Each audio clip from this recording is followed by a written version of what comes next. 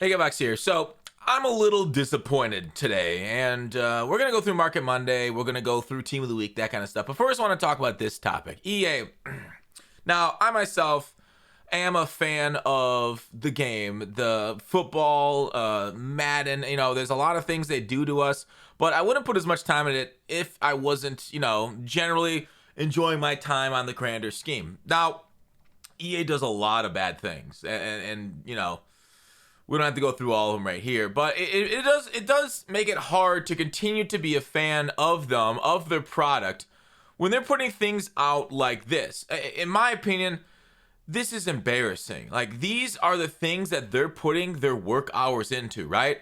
When they write up to their boss, like, or their bosses put it down to them, how are you gonna spend your time today? What's your cost benefit analysis for when you're gonna pick up a project?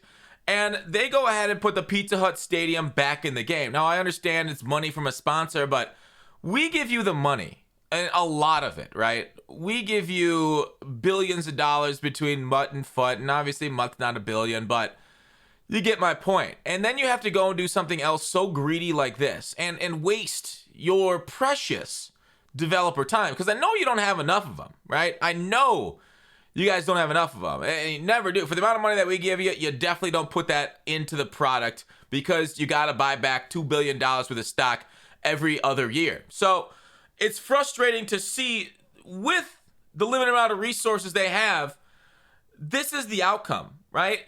Pizza Hut stadiums, Pizza Hut MCS packs. Come on. Come on. Advertising in a game that we pay full price for, and some $100 for like the bonuses, and then we gotta buy packs and stuff. There's microtransactions, which, people buy this stuff on their own, of their own volition. So it's not like they're shoving it down our throat, making us do it. But still, full price game, microtransactions, and then you shove advertising, and then you gotta create it. You gotta add it to the game. It's gotta stop. You gotta stop doing this stuff to us. It's embarrassing sitting out here playing it in a Pizza Hut stadium. Like, I get it, our world is full of ads, but come on, there are so many more things you should be doing with your time than throwing ads at us in the game. The full price game. So, I that's all I'm going to say about that. It's just disgusting from a consumer standpoint. But EA continues. It feels like they're not listening to a lot of this shit. But let's move on to Team of the Week and the reasons we're here, okay? So, we got Cooper Kupp, Team of the Week 7. Very good game for him. 10 receptions, 156, 2 touchdowns. The card itself is not looking that good. He gets the route running threshold. Spec catch, not great. Catching's fine. Catching traffic's not good. Speed's not good either. Outside of a Rams theme team, it's basically unusable. This is not a great card. I was hoping for maybe a Pitts or a Jamar Chase, but maybe that's because I'm into exciting rookies, hot new things out there. But Cooper Kupp deservedly got a card for the stats that he's been putting up. Very underrated guy on the field. For the other cards, the other big cards, you're going to reveal the rest of the Team of the Week tomorrow morning on GMM.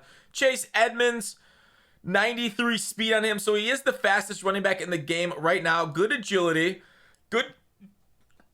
it's change of direction, and break tackle 88 isn't the greatest, and he's got no trucking. So he's basically you're going to try and want to use your left thumbstick to avoid tackles and not try and get into too many. It's it'd be a good balance against Derrick Henry running through people, then him around the edge, a little thunder and lightning if he is added to your squad. Overall, a pretty good looking card, especially for your Cardinals theme team. Roddy White right here, a legend of the game back there with the Falcons when Julio and him were tearing it up together. Overall, a pretty solid card. It's 92 speed, one lower than Fuller, but he's the same speed as Moss, and right there's a lot of balance. Roddy White can play well for you. Jay Ratliff, a Bears card, 92 strength, speed 71. Block shot 92, power move 93, and finesse move 90. Overall, a well-balanced card. A little slower than I want to see.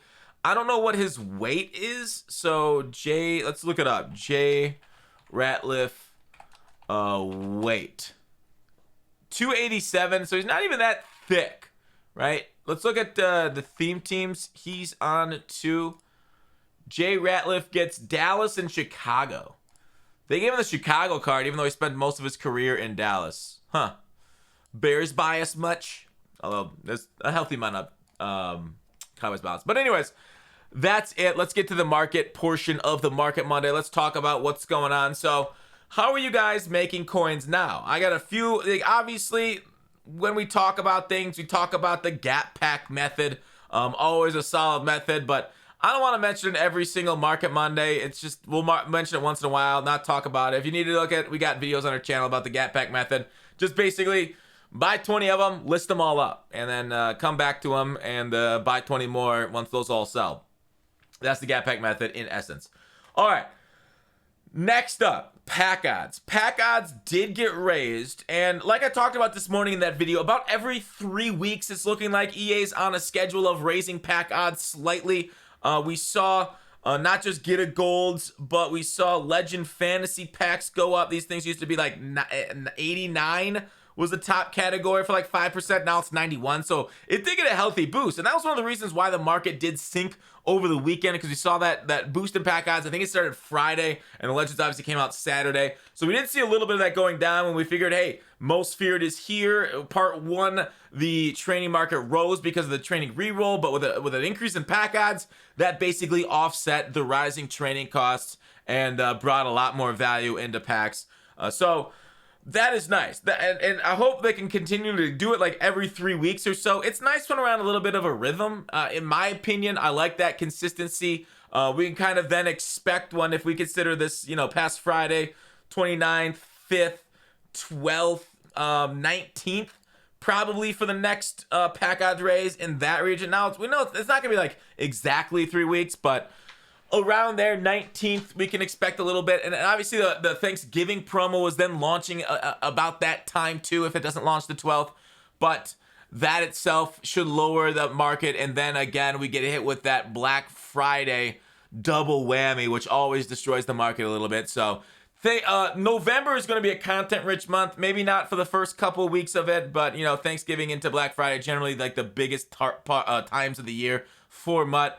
For putting like incredible pack value together and overall sinking the market. So it's not a great idea to have a lot of cards holding your binder through the month of November, but you really shouldn't be doing that anyways at any points of the year outside of very specific investments. Those specific investments, we've talked about this plenty of times on the channel, should be like limiteds, right? Limiteds when they come out of packs generally go up in price, right? So Brandon Marshall, I bought I think 4 of him extra over my Brandon Marshall I already had. I sold off one this morning for, I think you guys saw it, like 606. He's at the 647 already. So it looks like he's going to continue to go up. But we did want to have enough coins for Team of the Week and limiteds and stuff and content. So I don't know when I'm gonna offload my Brandon Marshalls, but I think I'll be offloading it here slowly over the coming days and weeks. So that's it, right? He's going to get redux, they say, when cards start going up to like 95, 96 overall. Like, we just got 91's redux. 92 should be redux soon. So, like,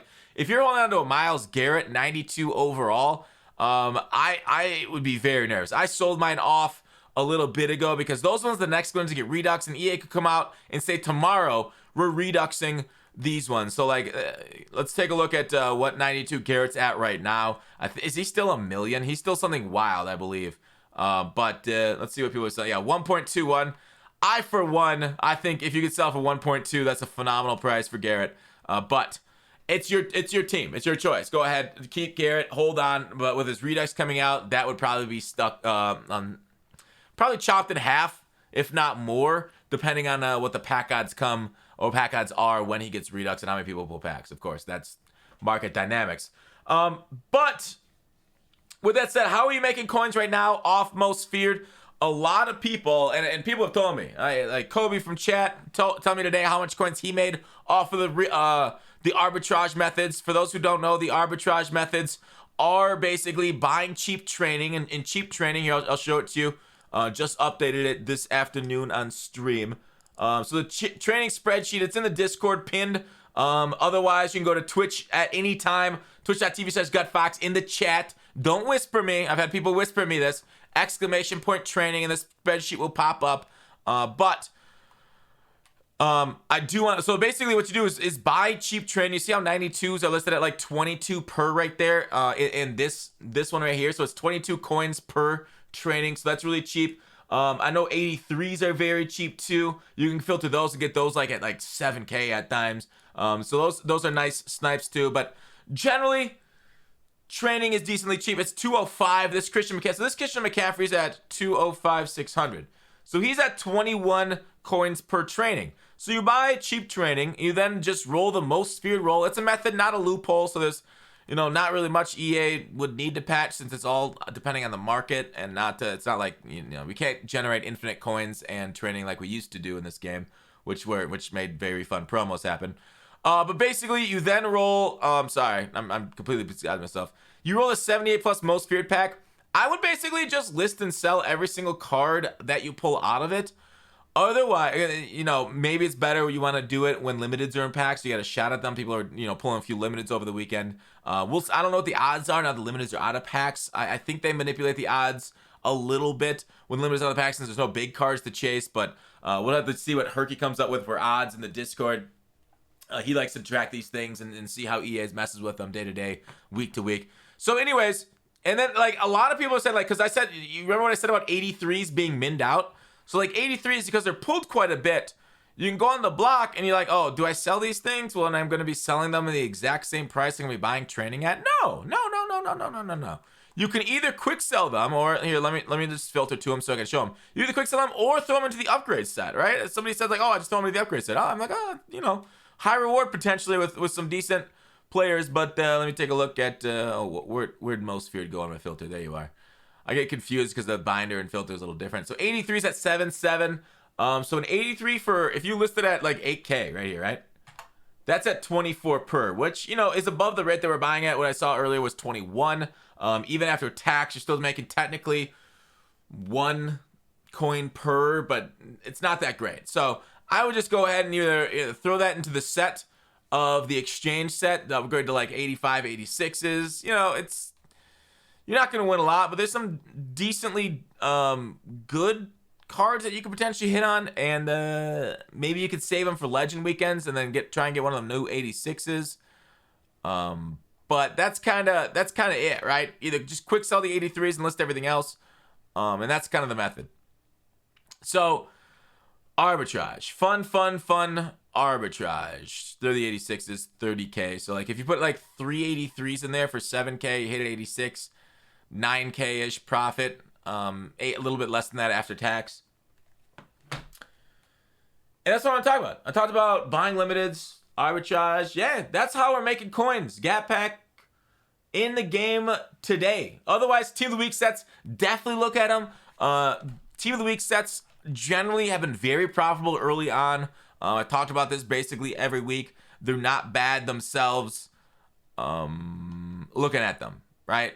Week 6, if you go ahead and make these things like Vernon Davis, the cards tomorrow aren't very like super interesting, but people still pay a pretty decent premium for those power-ups. So if you make the set and then sell the card and the power-up, there is a little bit of profit there.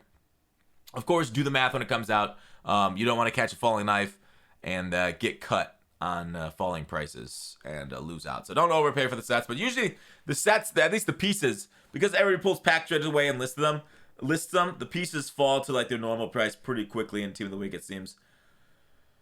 I have not gambled much with the 81 to 88 overall Team of the Week player. What I have done, it didn't do good. I did not do well on that exchange. There was 1 week I did that, so I did do those a few times. 1 week I did that. It did okay. It was all right. It wasn't anything crazy. I did see a Reddit post, was it yesterday or something, that talked about how to put together a cheap team right now. Just by doing the master sets and then selling off the masters. And it's true, like if you watch my video on how I built my 1 million coin squad on Xbox for, I got a lot of cards or whatever, and built a decent, really competitive squad over there on Xbox for 1 million coins. It was basically doing that exact same thing, right? Go through the different promos that we've had through the years: Ultimate Kickoff, Campus Hero, Gritty Guardians, Most Feared. Do the master set, sell off the master, and then basically get 490 overalls for a very cheap price. You could fill out your team, make it very easy. pretty easy this year for no money spent, especially if you just like play the game a little bit. Like there's a lot of 90 overalls that you can earn through solos and stuff. So it ain't bad this year for that. Getting the big cards though, it is still very, very, very hard. So that's all I got to say about Market Monday. I hope you guys enjoyed it. If you did, please like, subscribe. It's free. It really helps the channel. We're going for 100K this year. We're going to make it, guys. We're all going to make it. See you tomorrow.